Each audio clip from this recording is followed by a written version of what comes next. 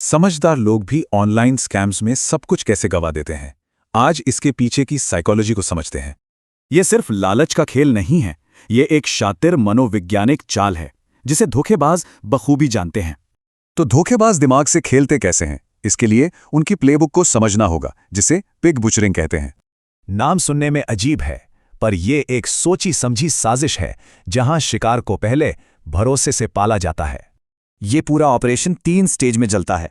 पहले शिकार ढूंढना, फिर रिश्ता बनाना और आखिर में आखिरी वार। शुरुआत होती है एक गलती से भेजे मैसेज से। अक्सर ये मैसेज डेटिंग ऐप्स या सोशल मीडिया पर आते हैं। वो एक परफेक्ट प्रोफाइल बनाते हैं, अमीर, कामयाब और बहुत केयरिंग, बिल्कुल सपनों के साथी जैसा।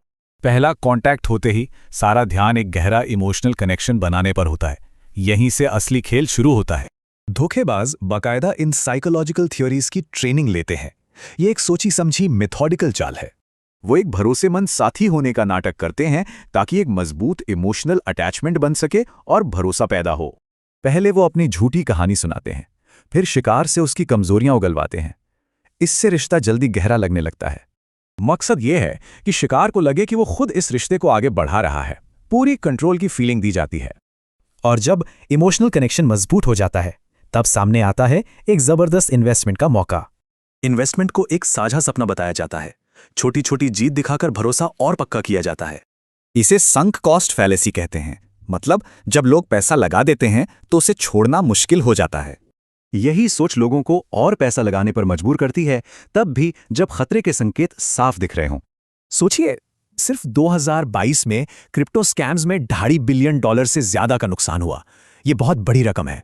तो लोग आखिर पैसा क्यों भेजते रहते हैं? इसके पीछे नुकसान का डर और जिम्मेदारी जैसे गहरे मनोवैज्ञानिक कारण होते हैं। एक आम गलतफहमी है कि सिर्फ खास तरह के लोग ही इन घोटालों में फंसते हैं, पर सच तो ये है कि कोई भी फंस सकता है। रिसर्च के मुताबिक होशियारी या पढ़ाई लिखाई से कोई खास बचाव नहीं होता। यहां तक कि एक्सपर्ट्स भी फंस जाते हैं। धोखेबाज जानबूझकर डर या लालच जैसी भावनाओं को उकसाते हैं।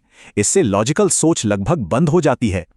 इसे समझना जरूरी है, क्योंकि ये घोटाले इंसान की एक बुनियादी जरूरत यानी भरोसे और कनेक्शन का फायदा उठाते हैं।